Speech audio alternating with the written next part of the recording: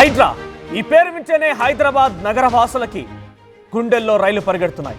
ఎప్పుడెప్పుడు తమ దగ్గరికి వస్తారో నాలా, చెరువు, ఎఫ్టీఎల్ బఫర్ జోన్ అని చెప్పి తమకు నోటీసులు ఇస్తారో, ఆ తర్వాత కూల్ చేస్తారో అని చెప్పి కూడా చాలామంది పేదవారు భయభ్రాంతులను అవుతున్నారు. ఎందుకు నేను పేదవారని చెప్తున్నానంటే, మనం గమనిస్తే దుర్గం చెరువులోని అనేక ఇళ్లకు సంబంధించి కూడా ఎఫ్టీఎల్ బఫర్ జోన్ నిర్ధారించింది హైడ్రా.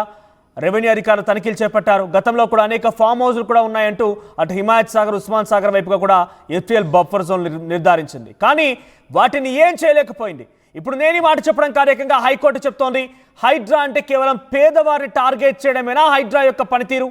ఎప్పుడు కూడా మీరు బడాబాబులను, వారికి సంబంధించి చేపట్టిన నిర్మాణాలని చూడకుండా, వాటి వైపు తనిఖీలు చేయకుండా, వాటిని కూల్చివేయకుండా కేవలం మీ టార్గెట్ పేదవాళ్ళంటేగానే కనబడుతుందంటూ మరోసారి హైడ్రాకి హైకోర్టు చుక్కలు చూపించింది. ఇక్కడ హైడ్రా అంటే నగరవాసులకి గుండెల్లో రైలు పరిగెడుతుంటే, హైడ్రాకి మాత్రం హైకోర్టు పేరు చెప్తేనే ఒక్కసారిగా గుండెల్లో రైలు పరిగెడుతున్నాయి.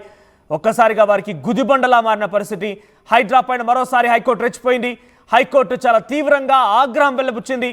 హైడ్రా టార్గెట్ పేద మధ్యతరగతి మాత్రమే. ప్రముఖులకు రాష్ట్రంలో ప్రత్యేక చట్టం ఉందా హైడ్రా పరిధిలో అంటూ కూడా హైకోర్టు క్వశ్చన్ చేసింది. మియాపూర్, దుర్గం చెరువు ఆక్రమణ పరిస్థితి ఏంటి అంటూ కూడా క్వశ్చన్ చేసింది. ఏకంగా హైదరాబాద్లో ఒకప్పుడు లేక్స్ ఆఫ్ సిటీగా ఉన్నటువంటి హైదరాబాద్ని 2200 చెరువులు ఉన్నటువంటి హైదరాబాద్లో ఇప్పుడు 180 చెరువులు కూడా లేవు. మరి అవన్నీ నిజంగానే కూల్చుకుంటూ పోతే అవన్నీ ప్రధానమైనటువంటి పేదలకు సంబంధించినటువంటి ఆక్రమణలే కాకుండా పెద్దల ఆక్రమణలు కూడా ఉన్నాయి. మరి వాటి సంగతి ఏంటి? మీకు నిజంగానే చిత్తశుద్ధి ఉంటే దుర్గం చెరువు సంగతి తేల్చండి. దుర్గం చెరువు దగ్గరటువంటి ఆ ఆక్రమణలు తేల్చండి. ఆ తర్వాత మియాపూర్ చెరువులోని సంపన్నుల ఆక్రమణలు తేల్చండి. ఉస్మాన్ సాగర్, హిమాయత్ సాగర్ అటువంటి ఫామ్ హౌస్ల సంగతి తేల్చనంటూ కూడా హైకోర్టు కొంత ఆగ్రహం వ్యక్తం చేసింది.